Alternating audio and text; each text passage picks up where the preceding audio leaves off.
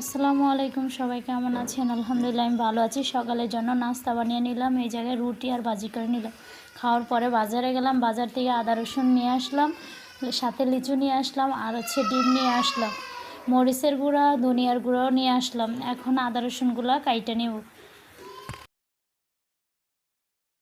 এখন আদা রসুন কাটা শেষে এখন ভালো করে ধুয়ে নিব। নেওয়ার পরে দুপুরে রান্নার জন্য এদিকে বেগুন আর আলু দিয়ে শুটকি রান্না শেষ করে এখন র্যাকটা গুছিয়ে নিলাম, ভালো করে পরিষ্কার করে র্যাকটা এখন গুছিয়ে নিতেছি।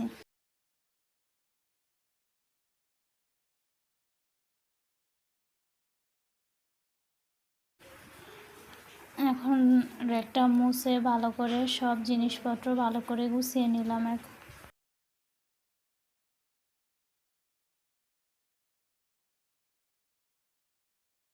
র্যাকটা ভালো মতন এখন র্যাক গুছিয়ে ঘর থেকে বের হয়ে দেখি বাহিরে অনেক বৃষ্টি হইতেছে। আজকে কিছুদিন ধরে অনেক গরম, এখন বাইরে বৃষ্টি হইতেছে। বৃষ্টির মধ্যে খিদা লেগে গেছে, এই জন্য চাল ব্লেন্ডার করে আল্লা চাইল এখন চাপটি বানাইতেছি। বৃষ্টি দেখে এখন খিদা লেগে গেছে, এই জন্য চাইলের গুঁড়ি দিয়ে চাপটি বানাইতেছি। চাপটি বানিয়ে সবাই